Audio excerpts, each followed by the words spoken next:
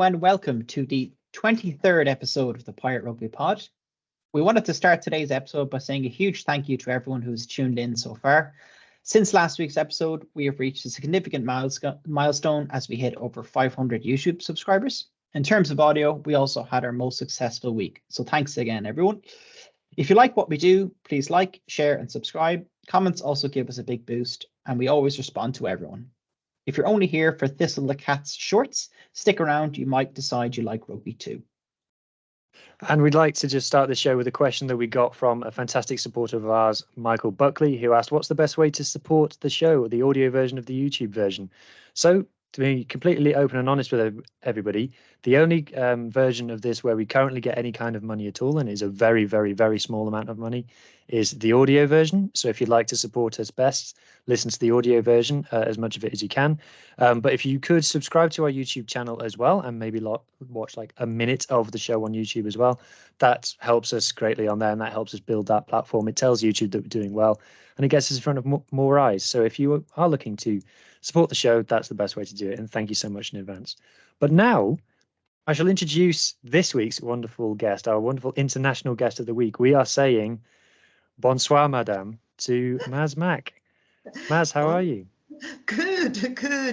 Bonsoir, everybody. I'm good.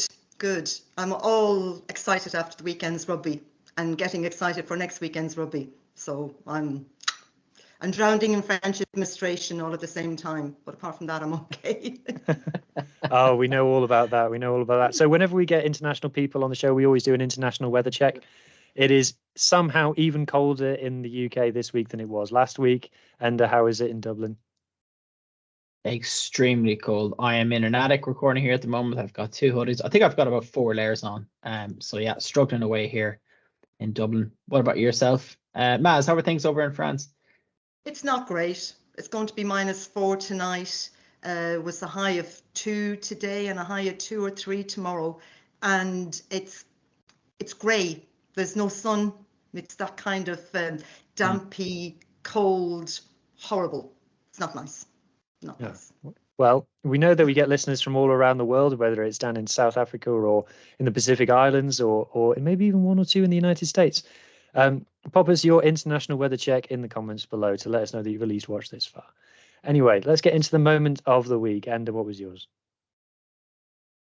Has to be the NFL bombshell today. On the same day that the Welsh Six Nations squad was announced, Lewis Rees-Zammit has announced that he's joined the NFL international player pathway. And he's leaving Gloucester with immediate effect. This, to me, this is massive. He's only 22 years old. He's an absolute superstar. There were rumors of him going to Japan next. And I think the Six Nations will be at a loss as Six Nations fans without him. And I think it's an exciting opportunity, obviously, for him. It's not something you see often. I know Christian Wade did something similar a couple of years back. But yeah, just very, very unexpected. And yeah, he'll be missed in rugby union. But again, he's only 22, so hopefully he'll be back playing. What about yourself, mate? Well, I like to keep it to rugby moments on the pitch, but unfortunately this week I'm doing another Twitter moment. And Vea Fafita, the Scarlets number 8 and former All Black and current Tongan international, quote tweeted me during the week after we did a wonderful piece about how fantastic he is on the Scarlets Twitter page. So that's very exciting, and we're slowly collecting them.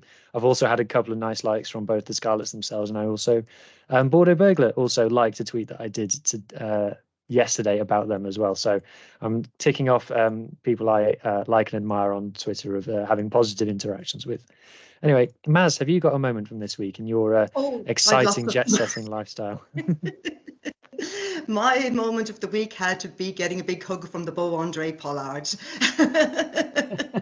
So tell us about that. So where did you meet him?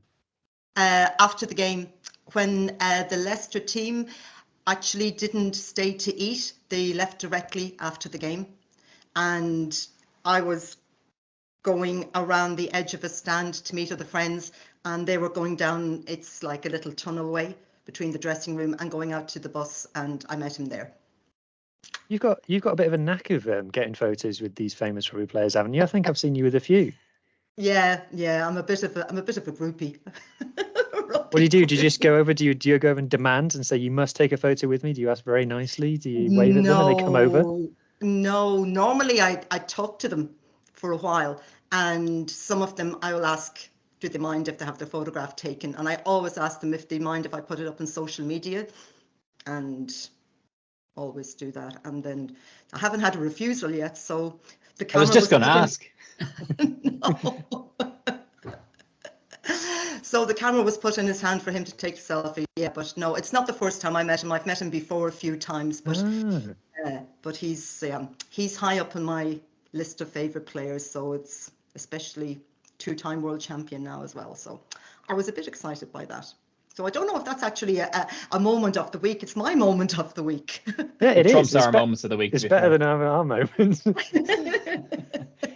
Speaking of that, so obviously that game was in Bordeaux and they suffered a heavy loss. I heard that tunnel is really... Oh, excuse me, is La Rochelle? This was La Rochelle. Oh, sorry, Leicester playing La Rochelle. Yeah. Okay, yeah. I was thinking of the tunnel at the Bordeaux stadium, which is supposed to be Bordeaux extremely game. long. Yeah, that is. It takes them almost 5 minutes is an exaggeration, but it takes them about 4 minutes to walk out.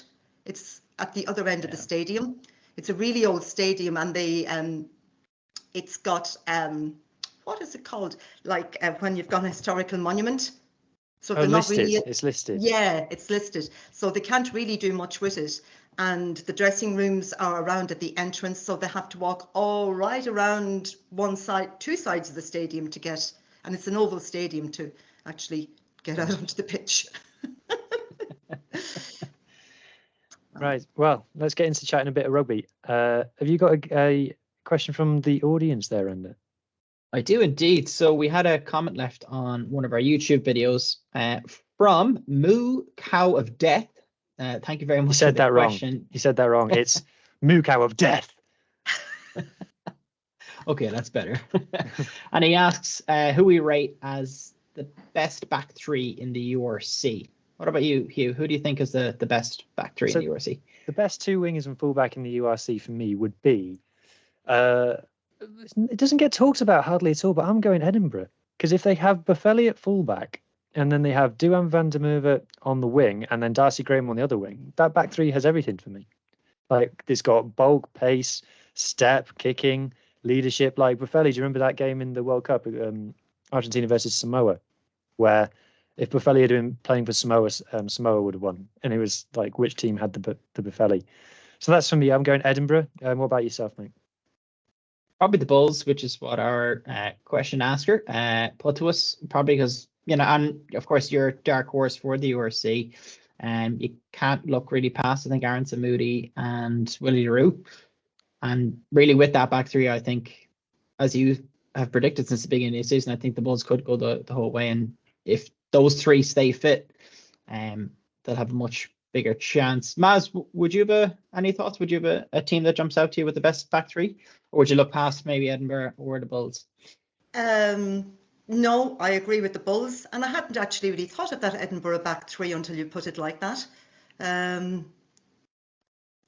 Yeah, no, it's hard to go past the Bulls for me as well. Yeah, definitely. Yeah. Cool. So I think the big news that we've had today breaking just before we came on to record is we've had an interesting day of Welsh rugby. Not much happens, We thought the big news was going to be the squad announcement. And the funny thing was that we were all waiting for the announcement to come. The announcement was due at midday and we were all there at like 1:45. Like, why has the squad not been announced yet? And we were all refreshing the page. Where is it? And then the bombshell comes out, and your moment of the weekend, Lewis Rees-Zammit. I mean, I want to hear from like a non-Welsh perspective first. I don't know, Maz, maybe you could come in on this.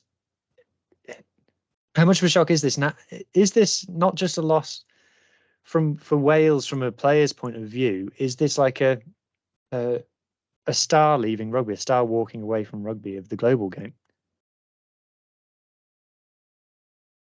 You want to come on that, Maz? Yeah, I think it's going to be a huge loss, and it was widely reported here in all the media in France as well. They were straight onto it. He's such a good player, and he's so young, and it's kind of hard to get your head around it.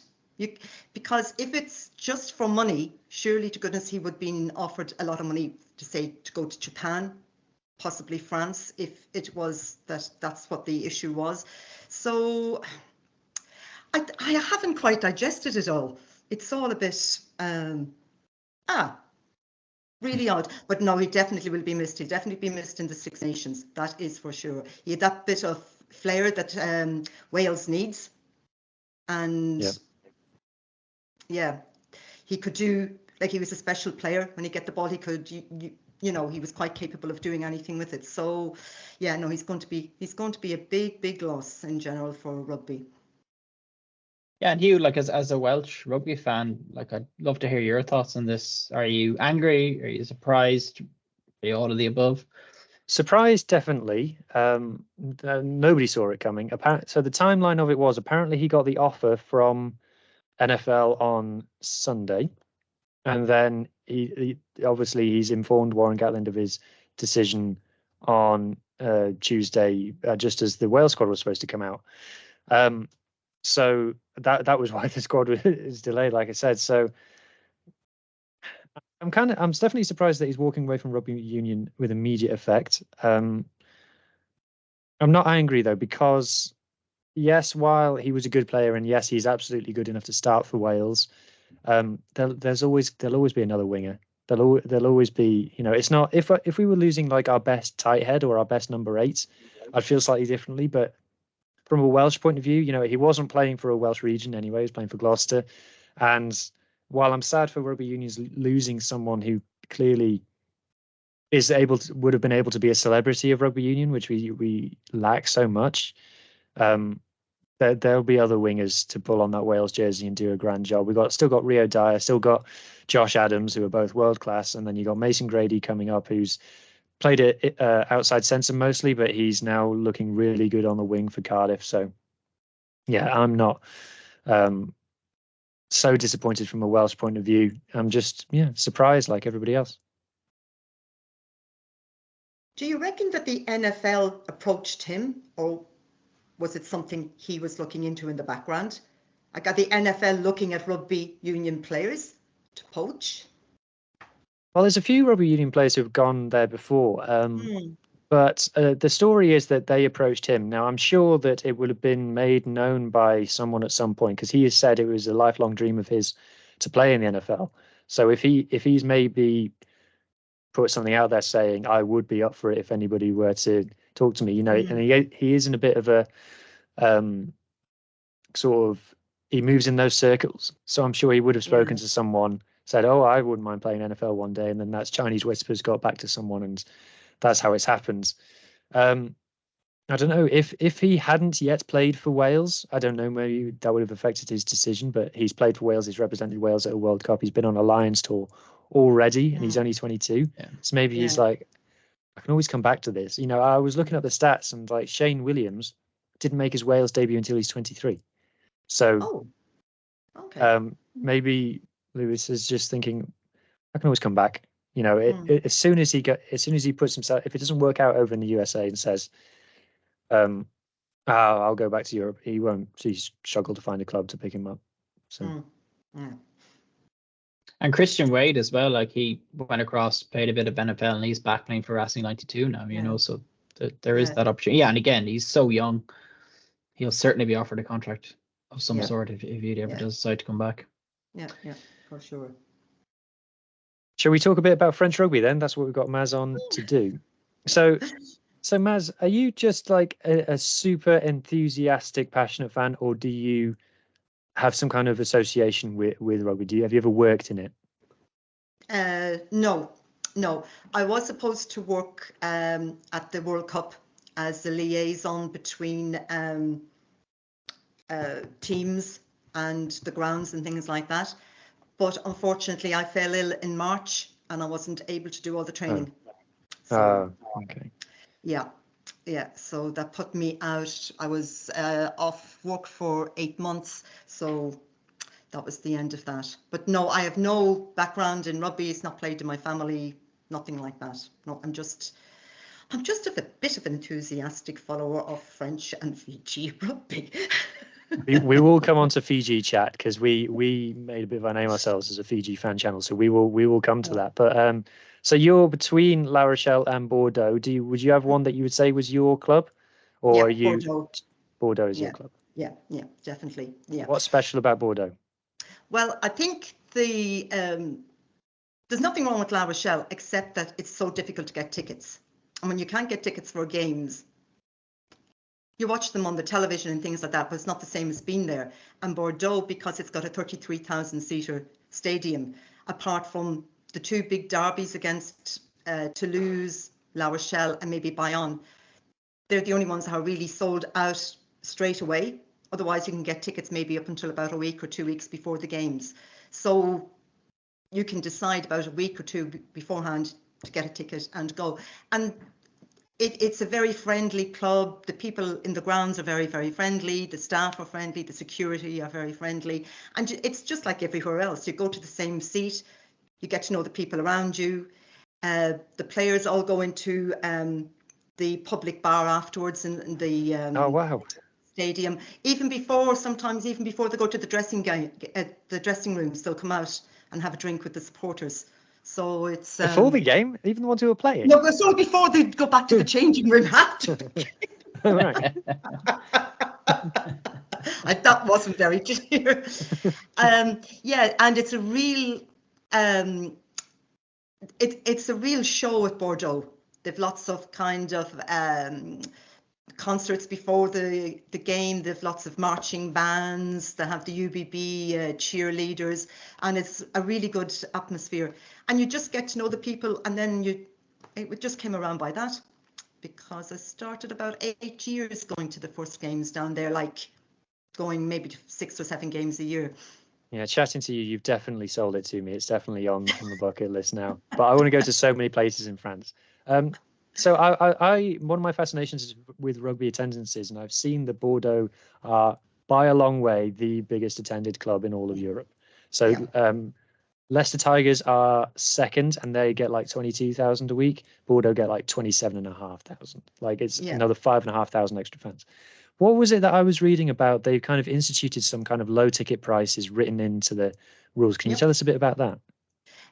For behind the posts, you get a ticket for €5, and that's it. Kids under 10, I think, are free. And I can't remember what the family package is. The family package is something like €12 or something like that for a game. So €5. That's amazing. It's less than the cost of a hot dog, So, they're encouraging people from around the city to come and look at them and start supporting the team. And if you get people there, they're going to buy drink, they're going to buy food, they're going to stay afterwards, go to the concerts and things like that. So it's, but that's the president is all about, getting as many people from the city to support the team and have it full house as often as possible. And that's what they do. They sell out a lot of their games, because you'll even get a lot of people who know nothing about rugby. Companies before Christmas going as a Christmas party, you could have maybe 60 people from the one company going and things like that. So no, €5 a ticket, you can't. I get the return, €15 on the train and the ticket, so it's €20 to go and see a top 14 game for me. I'm so jealous. So something you mentioned there, I want to come back to it. So I when I was looking at the top attendances for the top 14 last season, and obviously 7 of the top 10 were Bordeaux, but the one that I was surprised, the one I didn't know about, was Bayonne was quite high up there. So one of the best ways, I think, to get to know like a rugby culture is, what are the rivalries? So who do Bordeaux fans hate? Because Bayonne were in the Pro D2 until recently, weren't they? Yeah, last year was the first year back up again. They've been, this is their second year. This is their second year. Yeah, they were in the top 14 last year. Bayonne is about 2 hours south of Bordeaux, so that would be classed as a derby. La Rochelle is 2 hours north, that's a derby, and Toulouse is 2 hours inland. So they have the 3 big derbies, and those sell out as soon as the tickets go on sale.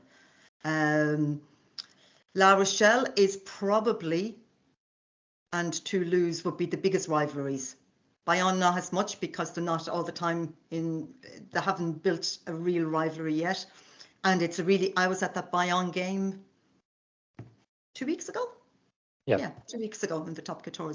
And it was one of the best atmospheres I've ever been at. It was really good because Bayonne people love to sing. They're great supporters. On the trams and buses going to the stadium, everybody was singing. They were singing in the streets, and it was brilliant. And there were a lot of them there. There were probably about 7,000 or 8,000 of them there. So it was maybe even more. Hard to say in a big stadium. But yeah, so they would be the three. They call them the Derby Atlantique, the Atlantic Derby. Oh, cool. Yeah. So you get the La Rochelle one and Bayonne and then Toulouse. Toulouse tickets, I think, are going on sale next week for a game towards the end of March. So, and they'll be gone straight away. That is an advance. Yeah. So you mentioned about walking down the streets then and interacting with rugby fans. When I went to France, both myself and Enda went to games at the World Cup. And where I was, it felt like you couldn't walk down the street without seeing a poster of a rugby player and things. And I'm sure at that time of year they would have been obviously pushing hard on all the advertising campaigns and things. But it does feel like there are areas of France which are rugby areas, and it's rugby first. Is that fair? And does it feel in some places like a real alternative to football? Yeah, you could draw a line up the middle from La Rochelle down. It's all rugby. And then you've really only got the two Parisian teams that are rugby north of there. And especially in some of the towns like Bayonne, Pau, Perpignan, Toulouse, even Bordeaux, match days, there's flags everywhere and bunting and things like that. The shops, the bars and everything will decorate. And it is, they really get into it. The further south you go, it's more deep rugby territory. And they are fanatical about it. Soccer around here is more north. I'm not huge into soccer, so don't quote me on that one. But I think it is more north. It seems to be. What? Who? Olympic Marseille. Apart from Olympic Marseille. Thank you. A little aside over there. See, I told you I don't know much about soccer. But a big match days, if you're in, example, Toulouse for a big match like against La Rochelle or Toulon or something like that, the whole city it's jumping, absolutely jumping, and from early in the morning. So it's a full day out. And is it has it always been like that, and it's like that all the time, or is it like it feels like there's a real surge in rugby in France at the moment? Looking from afar, is this as exciting as it's ever been for French rugby? Or is it just what it looks like on the outside? I think it was the World Cup made it, showed probably more to the world what rugby is like here. Rugby is everywhere around where we live. There's a lot of, you have all the federal divisions because you've got Top 14 Pro D2, then you have National, which would be the first level of semi-professional and professional players. After that, you've got federal 1, 2, 3, you've got regionals and things like that. But they play rugby all the time, absolutely all the time. And you have a lot of ex-players from other countries that might be playing in the lower leagues as they're kind of falling out of the professional teams, and they stay around France and they grow the game and they get involved with clubs and they do training and things like that. But around this area, it is just all rugby. It really is. And as I said, further south you go, the more they are living it and breathing it. But absolutely for sure the World Cup, because of all the sponsorships and things like that, there were posters of the players everywhere, and there was buses going around from town to town with the cup and things like that. So it really, yeah, but I suppose I can't say what I've been here 17 years, but definitely the last 10 years, and I think it's probably got to do with more television rights and things like that. There's more games on all the time as well. You get to see a lot of the lower divisions on television as well. That it's more in the public eye, I suppose. Yeah. Well, coming on to the TV rights, because Enda's thing is his whole broadcast rights. And Enda, what's the value of the Top 14 deal now? Is it 105 million, something like that? I think it's 116 million. It's a crazy figure. I'll verify that before the end of the pod, but it's over 100 Brilliant. So that's obviously driving the wealth disparity between the clubs in France and the rest of the world, bar Japan, quite heavily. And so we're seeing a lot of players go to the French league now. What do you think of that, Maz? Do you think that's are you like, hey, we're getting like an English Premier League soccer version of rugby in France, and that's great? Or do you think, is France maybe weakening the products of rugby elsewhere in the world? Do you have a view on that?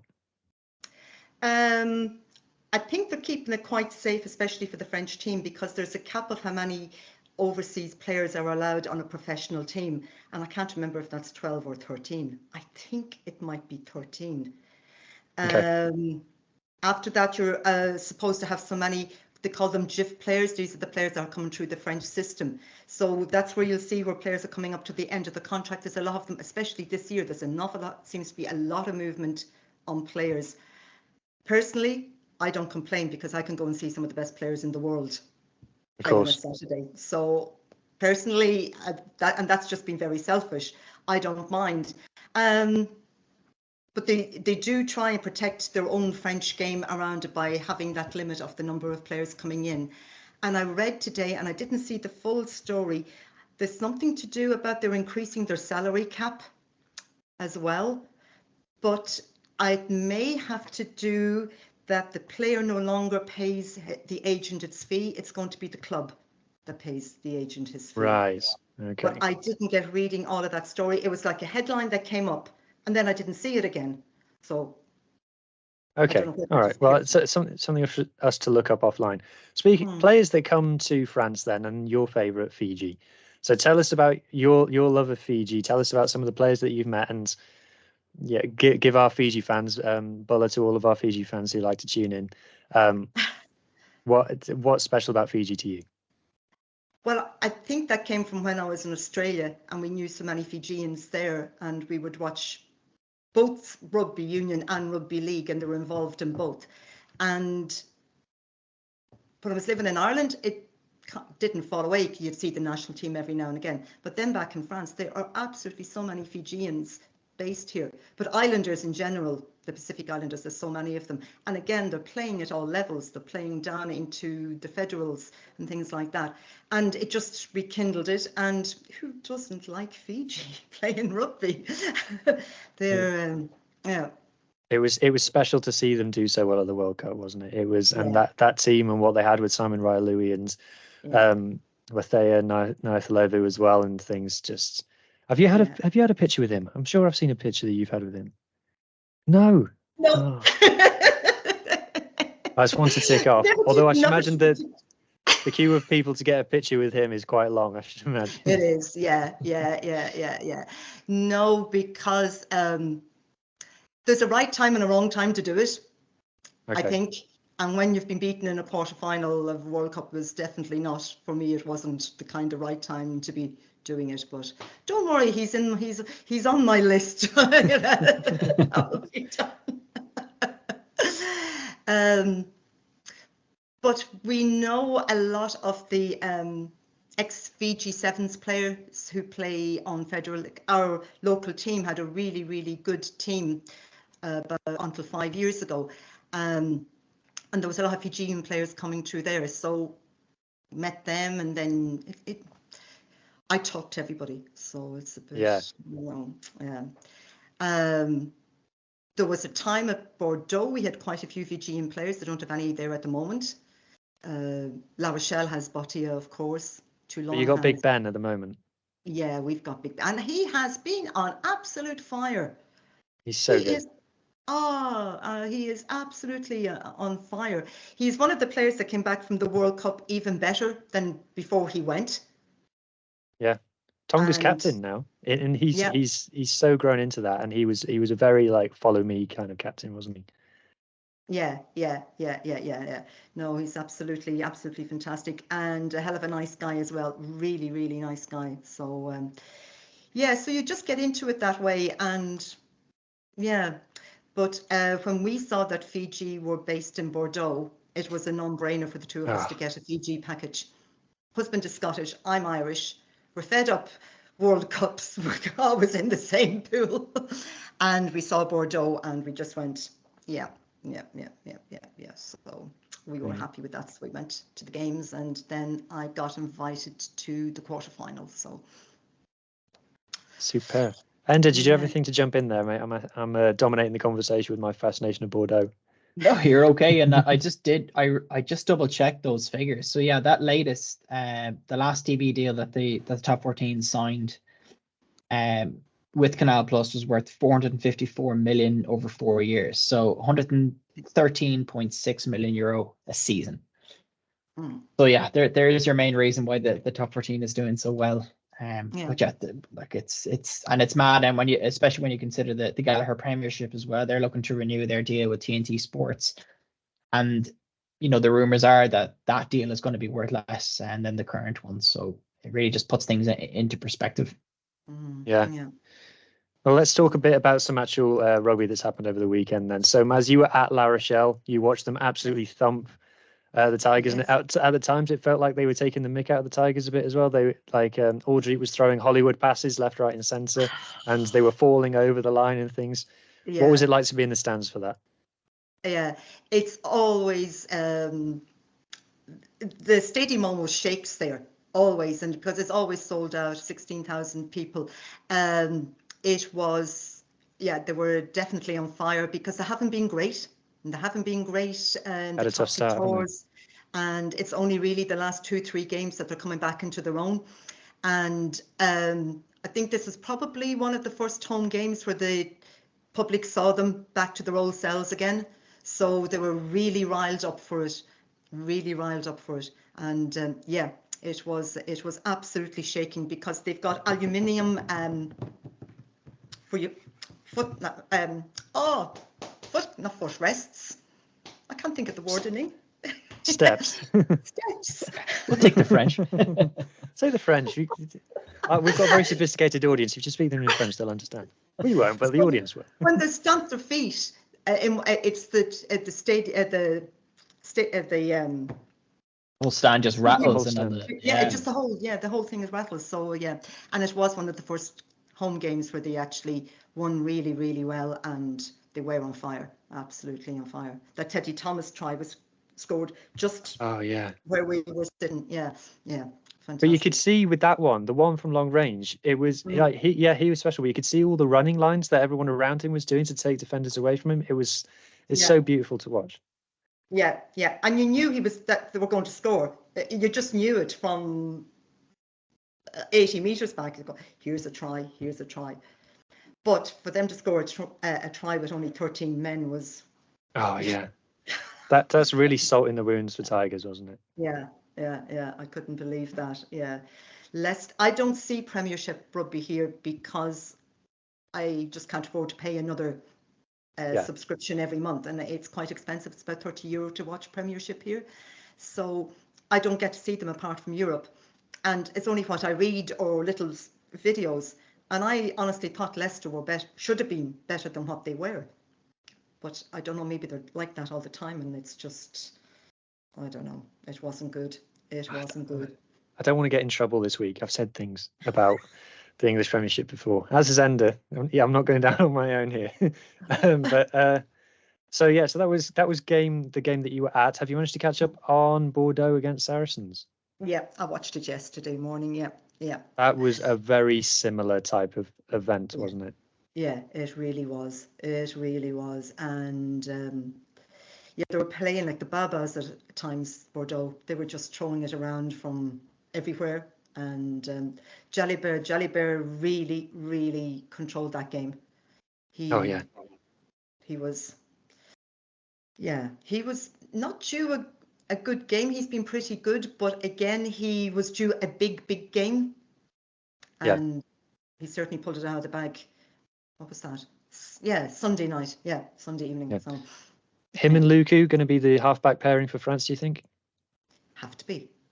I would think they'd have to be. I can't see who else could take from them. I really can't. Not in that form. The two of them have been sensational for quite a while now. So, and with Dupont gone and Ntamack still injured, I can't. And they play so well together. So that will be interesting to see. Yeah. think the squad's announced tomorrow, apparently. So. Oh, can't wait. The interesting thing is about go on. Bordeaux as well, from an Irish and UK perspective, is that no one really called this at the beginning of the Champions Cup. Like, no one said, oh, Bordeaux will be there or thereabouts, so they'll put in these huge performances. What was it like in France? Like, were there expectations from them that they do well? Like, they have an excellent squad, obviously, but I think from definitely from an Irish perspective anyway, I did not see this coming. I didn't see many media outlets, flagging this. Yeah, and with a new training management and training squad more or less all in place as well, I think people weren't quite sure how they would go. They didn't start off the season very well. It wasn't a great start at all, but they've won the last 7 home games, so they have been steadily improving all the time. Europe has always been a bit of a mixed bag for Bordeaux. I don't think, did they even qualify last time? No, they didn't, I don't think. They got to a semi-final about, what are we? They got to a semi-final 21, 22 that season. But okay. I don't think they even qualified. I don't think they've got out of the pool stages last year. So, and again, sometimes with French teams, there's this thing of, you hear it, are they going to concentrate on the top 14, or they're going to concentrate on the 2 competitions?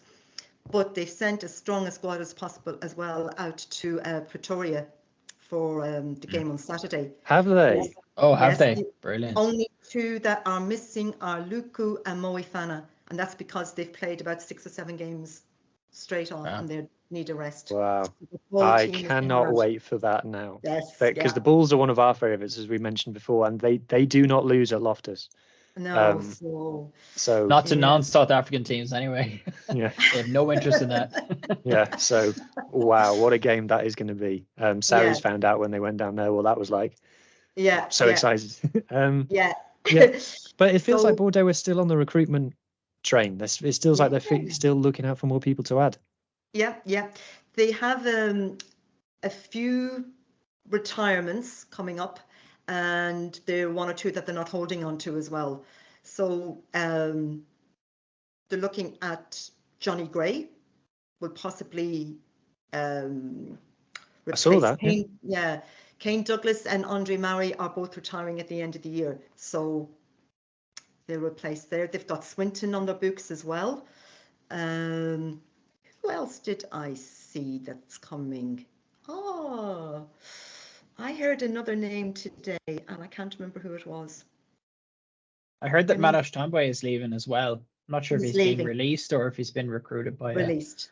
Yeah, really? Being released. Because again, with the people that are coming in, they have, I think they've got 12 out of the 13 allowed non-French players. And they always like to leave a bit of a space. If they keep Madash, that's the full limit. This is what they're saying. And so if somebody gets injured, they can't bring somebody in from overseas to replace them and things like that. So was it the barrage he scored that amazing try in last season? Someone else. On his debut last year, he scored 2 tries in his debut. Yeah, and he did. It was in the playoffs that he scored. Yeah. Fantastic, amazing. He's when he's on fire, but when he's not on fire, he's quite cold. He's a bit inconsistent. Yeah, well, that's my opinion. But if you could sign a couple of Welsh, that would be great. We need a bit of a feel good. So to see a couple of our guys ripping it up in Bordeaux, I think we'd enjoy that. Yeah. It'll be interesting to see if Noel McNamara brings in anybody. They've got Carberry, of course. Carberry. I forgot about Joey. Oh yes, Carberry. That's right. Yeah, signed a 2-year deal. Yeah, hoping that boy stays injury free. Yeah, he's only 28. As we said in a previous pod. So if he finds a bit of form, as a good injury free run. Yeah. He can really pick it up. Yeah, and covers 15 as well. So because with Jalibert gone, a lot of for the internationals and the rest that they have to have and things like that, they need a decent 10 there. So because Garcia, he's young enough, but he needs a lot more experience. So they need somebody who's got a bit of experience there. So wait, when you say Jalibert gone, is he leaving or is it just when he's in with France? Oh, in with France. Yeah. Okay, cool. Yeah. Phew. Yeah. Right. No, he signed until 2025, but Okay. yeah, and he's very good friends with Peno, and they reckon that's the reason that why Peno came to Bordeaux as well, to be with his roommate from France and things like that. So these are the things you hear, but I don't know how much. It sounds good. the life these guys live, honestly. Yeah. So one team that's spending money but doesn't seem to be, at least on the European stage, getting much reward for it is Racing. So Racing have been these big money spending guys, obviously in Paris. Somewhat kind of new kids on the block, maybe you might say. I know they got their money a little while ago now. Sia Khaleesi, they're recruiting more. Will Rowlands, the Welsh second rowers with them. But they're just not turning that into results. I think they've had one top 14 title since they've had the money come in. What's up with them? Also, Owen Farrell potentially. Oh yeah, I think that's a Yeah, done deal yeah. pretty much. Yeah, it's just, what is it? It's about his get out of contract fee, isn't it? I think that's what they're negotiating at the moment. Pay the money. It's not going to make any difference. I don't know what it is. They just don't click. I don't know. When they play well, but most of the time they don't play great. I don't know what it is. I really don't know what it is. It's very frustrating if I was a Racing fan, but they don't have many fans. I'm going to get in trouble for saying that. I know I am. So you can get in trouble on this show. You know, the funny thing is, you know, we say like, because it is true, Racing I think are them and Stade Francais are the two least supported teams in France, but they still average 10,000 fans a game, which is more than a lot of rugby clubs. But yeah, just I don't. They just they seem to get in front a lot in games and then just let it go. Yeah. Like, what day? Sunday, wasn't it? I'm all mixed up. Yeah, it was Sunday. Yeah, I was watching the game in the club rooms. It's the same. They're at the moment, they're well ahead in the top 14. Well, they're not well ahead. They're way well ahead. They're maybe 3 points now ahead. But you know that they'll probably slip further down, and they mightn't even make the playoffs. It's quite possible with them. They're not consistent. They're really not consistent, and I don't know what it is. It's like one of these teams that money is thrown at all the time, and they're just not getting. Yeah. And I don't think Owen Farrell is going to change much when he comes over. Finn Russell didn't change much. Like, Finn played well for them at times there, but it didn't really. I nearly said a thing that would get me into trouble on the account of a Scottish rugby player not winning anything isn't news. But I'm not going to say that. I'm going to let Enda talk about the Toulon game in a second. I just want to ask, Toulouse obviously are the darlings of everybody, the way they play. In France, is it like Toulouse, there's some reverence there, or does everybody hate Toulouse because they're kind of like the baddies because they've been at the top for so long? I think it's a bit of a mixed bag because they have a lot of French players that everybody likes. So it's not really hate. There's a lot of respect for them. But yeah, there would be clubs that would be more, what would the word be? They wouldn't defer to them. Is that the word? Kind of way I'm trying to say? God, I don't even know what I'm trying to say. Yeah. But they are the darlings of French rugby, and the media. I think the problem is the media. It's the same thing with Racing. They can't do anything wrong. Neither can, and when you're listening to the commentators, they can do nothing wrong, and the pre-rugby shows, and I think it frustrates a lot of other team supporters. But I think secretly everybody kind of likes them. If you know. Yeah, I love it when we get under the skin like this and we learn things that we could only know by asking someone who's there. Anyway, I've gone on long enough, and I know that you've caught the Toulon versus Munster game, bit of an upset. Do you want to talk us through that one?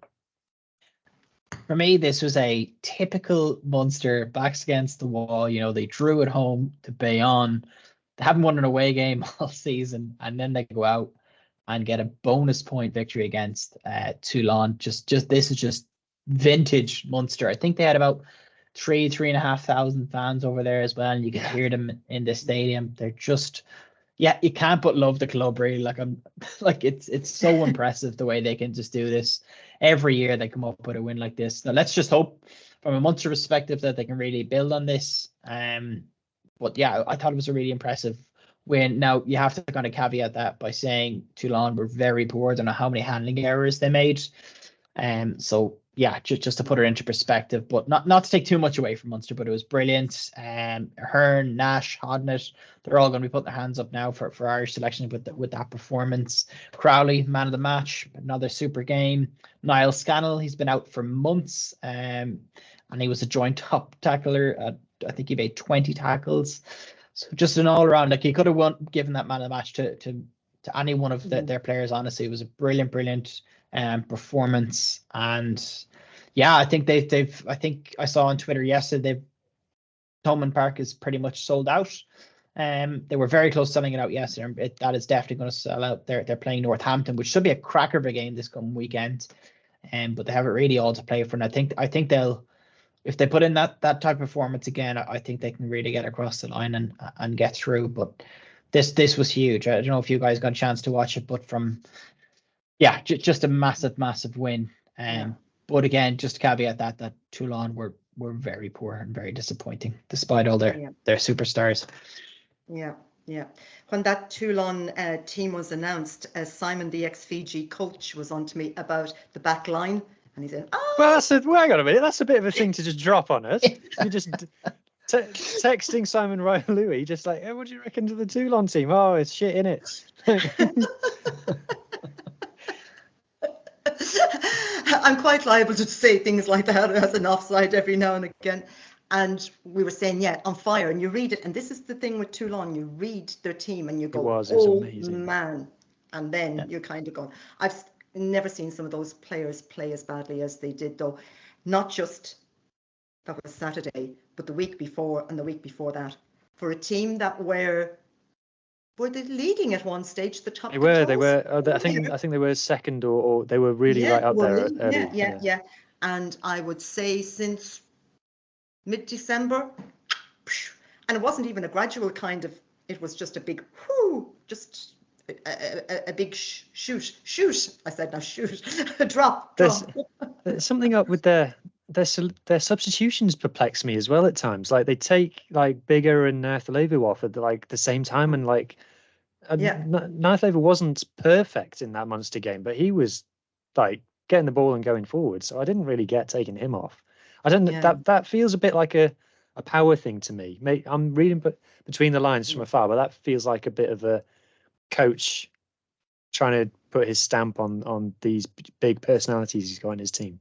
Yeah. There is. I don't understand it, and I'm on a lot of the French blogs all the time, and the Toulon blog was on fire, absolutely on fire the other night, and it is kind of split. They want to get rid of all the big stars. They don't want them anymore, so it's just like shoot. Oh, that's the whole point of Toulon. Yeah, I know. And then you've got the other half saying, no, it's all the coach's fault. But around at the moment, and I am finding this is how fickle some of them are. When Bigger arrived after the World Cup, he was the darling of Toulon. Now there's a thing of #Bigger out. How dare they? I knew you'd be impressed. But that's how quickly things have changed in Toulon in a few weeks. And I don't know what it is. I don't know. Is there a block between the coach and the players for a team that was going so well just to suddenly drop away like that? There's it'll be interesting to see what kind of team they send to Glasgow, whether they've just decided now we can't qualify and that's it, and just send over their juniors, their espoirs, or whether they'll actually send a good team. It will be interesting. Yeah. I think if they finish bottom of the pool, they can't even qualify for the Challenge Cup, can they? Correct. And they can't defend their Challenge Cup. They're only silverware in like whatever. Well, it's a strange one. How did they get around the GIF rule? Because I swear I looked at that team at the weekend and there was no French in it apart from Jaminet.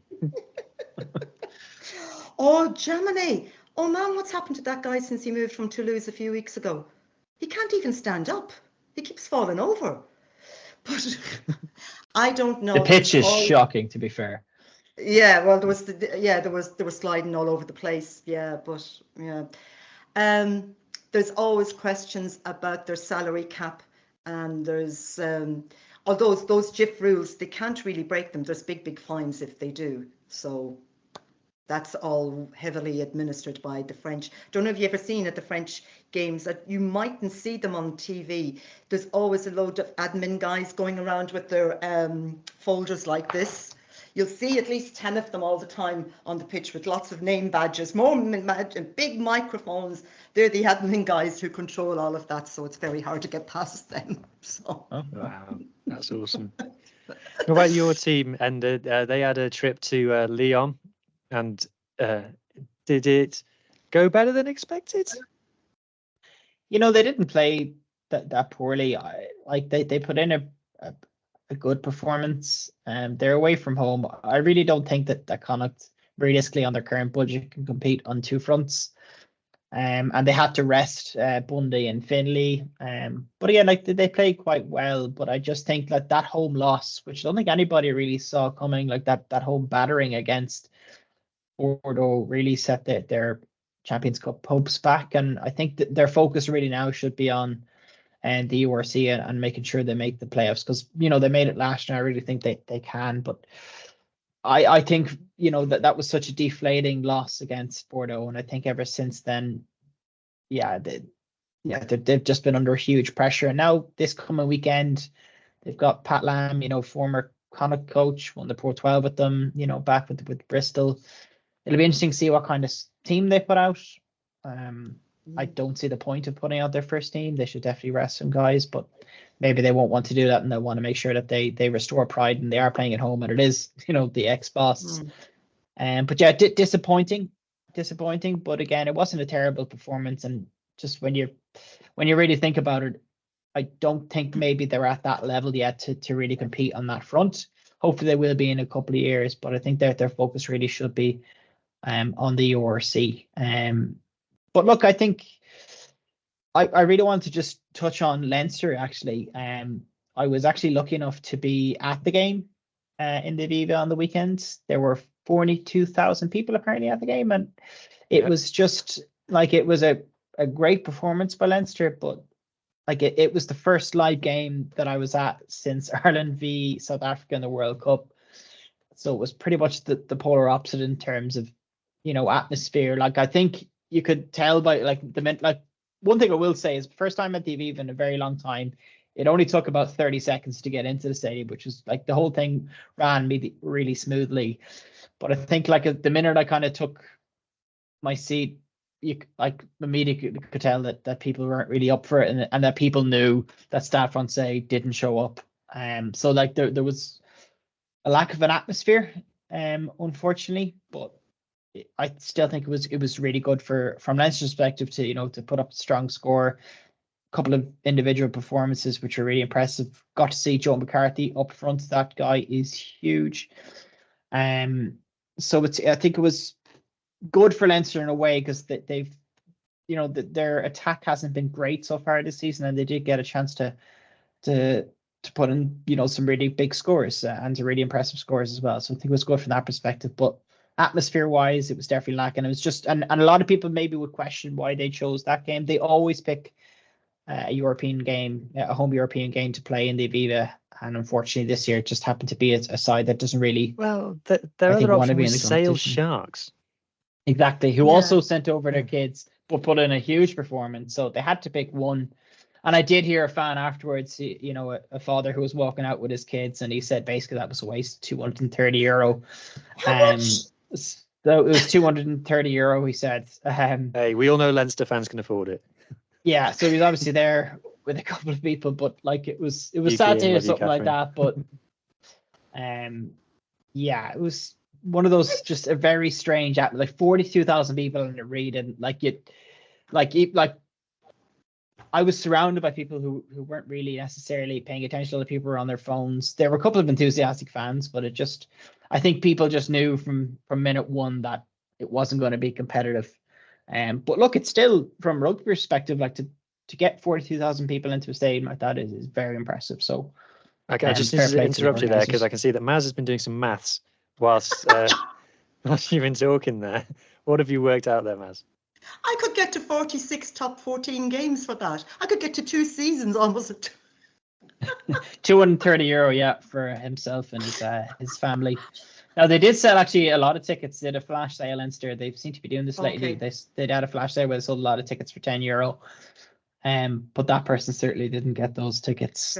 But you would kind of feel sorry for those people. Yeah. But it is what it is. And Leinster put in a good performance as well, which is important too. They weren't perfect, but they were quite impressive. Especially Jordan Larmour. He hasn't got a look in for Ireland in quite some time. I think he really put his hands up with Hansen being out this Six Nations. So good on him. Yeah.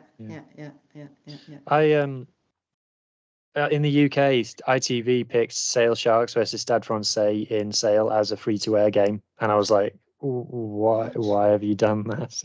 Like, Sale are unwatchable, and I've tried to watch Stade Francais, and they're unwatchable as well. Like, so I was like, why is this on free-to-air? This is how we're going to grow the game. At least if people like pink, they'll like Stade Francais. Yeah. And I'm one of those people. Yeah, trying to take positives. You're trying to take positives. What are Sale like? They're a team I haven't seen. They're furiously competent, and they have good players. They're so boring. They're so boring. They literally play in grey. That's how boring they are. Okay. Yeah. No, I'm going to get a Sale fan come back to it. And Ben Nurse, who on Twitter, the English journalist, is a fantastic guy, and he's a Sale fan. I've got a good friend who's a Sale fan as well, actually. So it's not something inherent to them. I'm not saying this is a historical thing. This current version of Sale Sharks are a dull watch, in my opinion. I'm sure Sale fans who are watching them be very good and get to Premiership finals are perfectly happy with it, and that's fine. But for me, they're not a team for the neutrals, in my opinion. One that is for the neutrals, or ones that might be for the neutrals. Stormers and Bulls, both winning again this weekend. Bulls really going up and putting some manners on Bristol, and Stormers doing the same to Sale. Funnily enough, speak of the devil, down in Cape Town.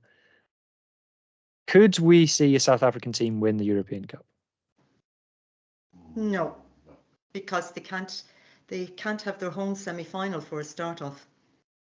So they can only go up to quarterfinals. Why is that? Do we know why that rule exists? Yes, because they are not shareholders yet. Does that sound right? Yeah, I think. No, yeah, that's correct. Yeah. They're not shareholders until. I think it's 25. 25, isn't it? End of 24-25 season. Yeah. So they can have the playoffs, and I think the quarterfinals at home. But until they get a semi-final at home, to come to La Rochelle, to go to Toulouse, maybe go to Lens, especially in France, I think they'd struggle. Maybe Leinster, maybe, I don't know, but I think you're right. Like for me, I think they'll go far, but I don't think that they'd win that away semi-final and away final. But I think, if they could have more games in South Africa, certainly. But when you think about Leinster and La Rochelle towards that end of the season, and with Bordeaux and the form they're in, but in terms of the URC, like that's a discussion for the other day. We all know that they have won it and they could definitely do it again. But for the European Cup, I'm not sure yet. But I could certainly see that change in the coming years. What about yourself, Hugh? What are your thoughts? I agree with you guys. I think they're absolutely capable of it. I think it depends who they get in the semi-final. I think if they have to go to France, I completely agree with you. By the time you get to that end of the tournament, the French teams that will be left in it will be really good. It would be a hell of a performance. And I think the thing the Bulls have got is the pack, and their pack will always be able to stand up to any pack, and that will give them a chance.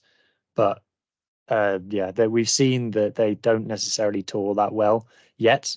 I think they eventually will do, but I think it will happen one day. I think South African team Soon. will win the European Cup. What do you guys think the impact of that would be? What do you think the reaction to a South African team winning the European Cup would be? The French and the English will ask to ban them. The last of the rule change, there'll be something.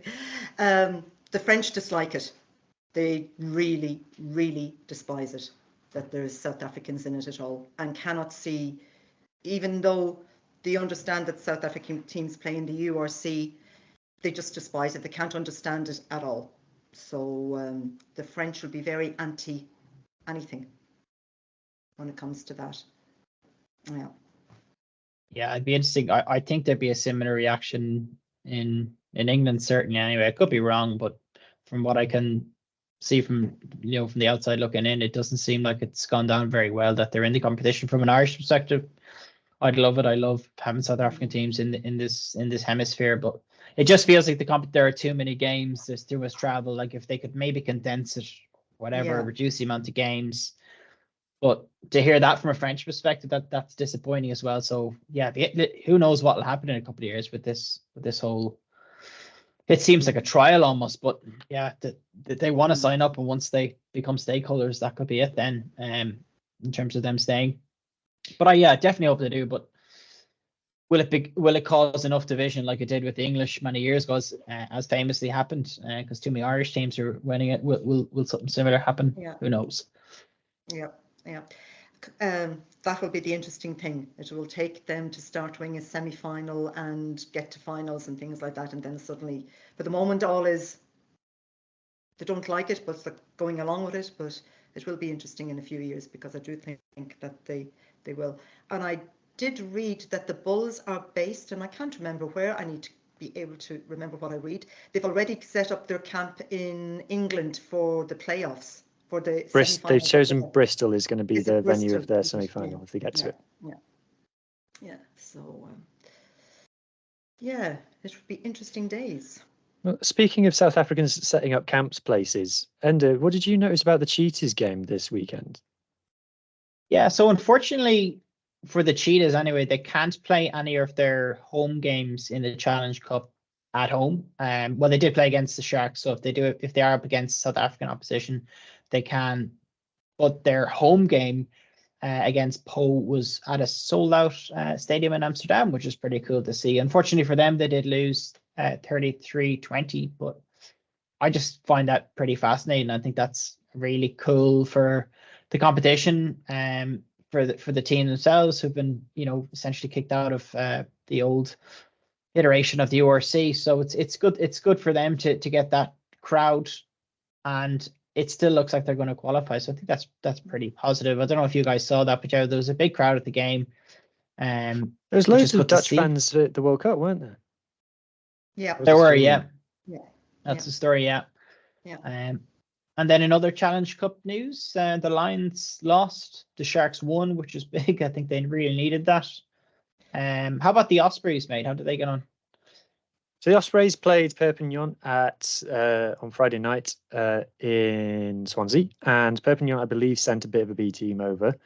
Ospreys have got a few injuries at the moment, but they put in a competent performance. Perpignan, apart from a few breakaways in the first half, never looked like scoring. I think that game was almost like 0-0 at halftime again, but the Ospreys got a breakaway score. Perpignan dropped past. I think Ospreys got to be a bit disappointed not to get the bonus point, but that's me being negative on the Ospreys again. They're qualified from their group. They had a tough time over in Montpellier and got battered, but they've had good home wins against Benetton, who we know are excellent this season, and now they've got the job done against Perpignan. Now they've got a bit of a free hit down at the Lions. The only sad thing from them is because of the number of injuries they've got, they can't really send a B team. They're just going to have to send the team. So it'll be Ospreys. I've got a good chance of progressing. It looks like they might have to go away in their round of 16 game, though. It is either going to be, I believe, away to Durban against the Sharks, which you wouldn't fancy them winning, just because very few Welsh teams ever win down in South Africa, or it would be an away game in Gloucester where they might have a chance. And if they do get Gloucester away, I would go to that, because Gloucester are only an hour from where I live, so I think I might travel to take that in. So yeah, Ospreys doing the business for the Welsh. The other three all lost, so we won't talk about them too much. But there was a double for the Italian sides. So Zebra and Benetton both won, which is fantastic. Zebra got the job done against the Dragons in what I understand was a quite tightly fought game, and the Dragons really made them work for it. But from the stats, it looked like Zebra had all the ball. So that's good for them. That's their second win of the season. I'm sure the flares were lit from the Ultras. And oh yeah, Benetton beat Newcastle. Newcastle are terrible. Yeah. Newcastle are pretty much the worst team in Europe at the moment. And Benetton sent a bit of a B team over. Not a complete B team, because as we learned, Benetton have got excellent options throughout their squad. But they went up and they put 57 points on them, and they were walking in tries at times. It was a real non-contest. So yeah, and then finally, last of the Challenge Cup games, Black Lion made a game of it in Castres. So obviously they now probably won't progress unless they get a home win against, I can't remember who they're playing, I'll have to check. Enda, you can maybe look that up for me just dead quick. But yeah, they have really covered themselves in glory, I think, since coming in. Have you caught much of them, Maz? Bits and pieces. I try. It's difficult to watch it all and things, but I try and get highlights or something like that. I have watched. I kind of watch halves of games and then move over to the second half of something. It's the only way I can kind of see it. But and I haven't watched as much Challenge Cup this year as I normally would. But it's hard to watch. We know that on this. Because I do Cody Do as well, and that's my Thursday and Friday night as well. So I could sit and just watch rugby all the time. My husband won't allow it. He's laughing over in the corner. He's like, "Yeah, but you do watch rugby all the time." my girlfriend would say the same. Definitely. Yeah. I don't. But a 28 point to 6 loss. That's not bad for a team. And it didn't get to 28 until right at the end as well. They were in it for a good hour. Yeah. The first half, it was quite close at half time. I can't remember what it was, but it was quite close. So Francisco Isak was tweeting saying, "You're in this. Come on, boys, you can do it." And it only ended right at the end. So good to see. Yeah, right. So moving on then. So that's our roundup of the European games. We don't cover every single game because there's just thousands of them, so we can't. So moving on, and I'm going to now quiz my two co-podcasters here with a French rugby themed quiz. So some people may have noticed, or at least I have noticed, that French rugby clubs aren't called what they're called. So we get the table. We get the tables here in the UK and maybe in other English-speaking countries, and it tells us what those clubs are called. But in France, they call themselves different things. And to that end, I've turned this into a bit of a quiz. So what I've got is the Twitter handles of certain French rugby clubs. Okay. And I want each of you to tell me what rugby club that is from the Twitter handle. Now, Maz, I'm expecting you. Yeah. So I've divided these questions, Maz questions and Enda questions. Enda's questions are easier. And I've made that deliberate choice. That's no disrespect to the knowledge and well-informedness of my esteemed co-host. It's just that he's up against someone who actually lives in France and goes to Top 14 games. So I just watch her get none of them right now. None of them. So right. Okay. Let's start from the beginning. Enda, are you ready? I'm going to start with you. Absolutely ready to rock. Let's go. Right. First one for you then to get is RCT Officiel. At RCT Officiel. Yeah, Toulon. Correct. Tick. One for Enda. Right. Well, first one for you, Maz. Aviron Rugby Pro. That's Aviron Rugby Pro. Bayonne, correct. Yeah. See what I mean? See, they're not called what they're called. We're starting to get the concept of the game now. What did we see on the Top 14 site? What were they calling them? Rowers or something? Was that with you? Aviron is rowing in French.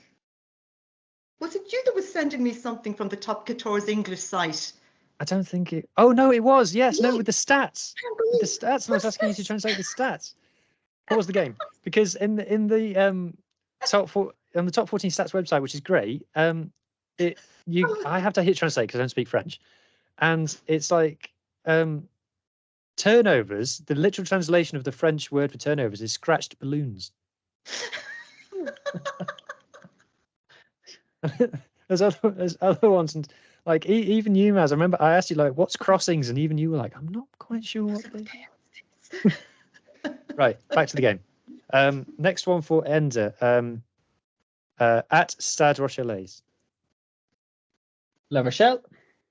Correct. Next one for Maz. This is a bit too easy so far.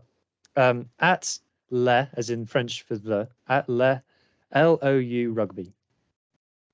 Toulouse, Lyon, Lyon, yes. Olympic Lyon Olympic. So where does the U come from? Union. Oh, okay. Sometimes they put Right. the union at the beginning and sometimes they put it at the end. One for Enda. At ASM Official. What? Claremont. Clermont, yes. I'd actually think about I know these from looking them up on Twitter, to be honest, because I'm trying to Oh, find. did you revise for the test? I did not revise the test because you didn't give me a heads up. But sometimes when I'm putting tweets out for fixtures, I try to share the team sheets, and you type in La Rochelle and you do not find La Rochelle. So that's No. Right. Next one for Maz is MHR Official. Montpellier Heralds. Herald. Is that what it is? Yeah, that's their Herald. Herald. Okay, It's so great to have an aside over here. That's the area that they come from. MHR is Montpellier, yes. Yeah. Next for End is, I hope you get this one, UASP _ official. Perpignan. Yes. Well done. You're good at this. Yeah. I wouldn't get half of these. Next one for Maz. Okay, Maz, you're now into Pro de Deux. Oh, God. Okay. At ASBH Official. ASBH. Oh, and I know it's a really odd one. And I'm going to go for the wrong one. I know I am. Spirits? No. No, Montauban. No. Beziers. Bezier. Oh, my friend's a coach. He'll be very delighted with me. Has Who prefers to call them Beziers? What did I say Montauban for? How do you pronounce it? I can't pronounce things. Bezier. Bezier. Bezier. Yeah. Okay. Right, Andy, you're winning. Okay. You're going to get these now. These are so easy now. I feel bad. Anyway, it's too late. It's too late. At UBB Rugby. That is Bordeaux. Correct. Next one for Maz. At CABCL Rugby. Brief. Correct. Did you get that from the CA? I don't know. Yeah. Is that Club Athletic or something? Yeah, Corrèze Athletic. Yeah, Corrèze. Corrèze is the name of the region. Yeah. Okay, cool. Right. Back in it then. Enda. At SF Paris Rugby. San Jose. Yes. You're going to win now. I've made yours too easy. So some of them were really easy. Like Von is just Rugby Club Von. Oh, Maz. At FCG Rugby. Grenoble. Correct. What does FC stand for? Is it just football club or something? Is it Fédération? I don't actually know. Federal.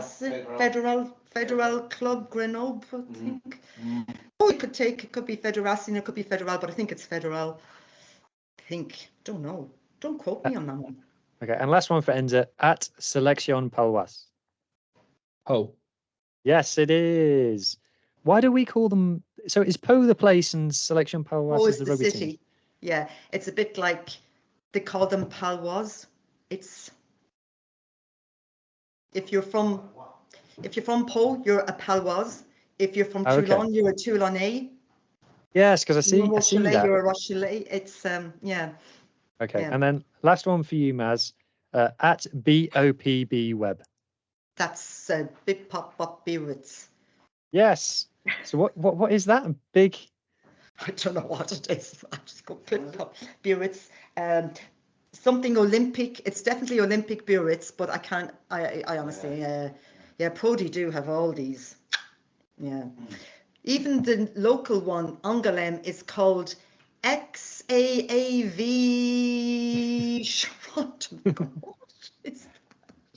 I have caused a search for Biarritz a fair bit because they've got a few Welsh players and I can never find them on Twitter because I can never remember that. Yeah, that's. You type in Biarritz, nothing comes up. Yeah. This is it. No, that's because they've got these really strange things. Even when you watch a game, when you get the games over there, for example, just say Toulouse is playing La Rochelle, and you know the little hashtag up in the corner, or for the scores, do you get TOU for Toulouse, or do you get ST, Stade Toulousain? I think when we watch Top 14 on Viaplay, you get ST, and I think on TNT for the European Cup, you get TOU. TOU, okay. I don't know what they would do if Toulouse and Toulon played. Or CT. They should, but do TNT even know that? We know they don't know very much about rugby. Right, so that's the end of the game. Congratulations, Enda. You know more about French rugby than Maz does. Yes. Right, shall we start I will never forget Béziers. Béziers at ASBH. Yeah, the old coach from our local rugby team is now coach of Béziers. He'll be very impressed when they're going very well. So we're talking about Pro D2 next. So this is where we rattle off all of the second division results and standings all around the world. So Pro D2, Vaughan suffers another defeat. This is their 6th or 7th defeat in the last 7 or 8 games. Yeah. More than a bit of a wobble. We've just put out a video about Vaughan on our YouTube channel that's 2.5 minutes long. Please go and watch it, everybody. It was a load of fun. They've got such a fun story. I'll give you a hint. They were founded by paratroopers. Oh, wow. Their first team was made up of paratroopers, apart from one player who was the local baker. Anyway, so they're still top. They lost to Valence. Provence are only 1 point behind after beating Dax 54-26, and they scored 8 tries in the process. What's happening over in Japan, Enda? So the Wild Knights and Toshiba are both still undefeated. Wild Knights put 80 points on Mitsubishi. Honda Heat are still taking huge thumpings down at the bottom, having conceded, 291 points, I believe, in 5 games. Then moving to the English Championship, Coventry are up to 2nd with the win over Bedford, whilst former Welsh international Lloyd Williams and Jonah Holmes both scored tries for Ealing as they beat Caldy. And then in the Energia AIL, Clontarf won away from home against Shannon 24-20, and they remain on top of the log, while Corkon beat Young Munster 23-13 and are 2nd with Lansdowne close behind in 3rd. Dublin University, unfortunately, are still winners and are bottom of the table. How are things in the Welsh Prem?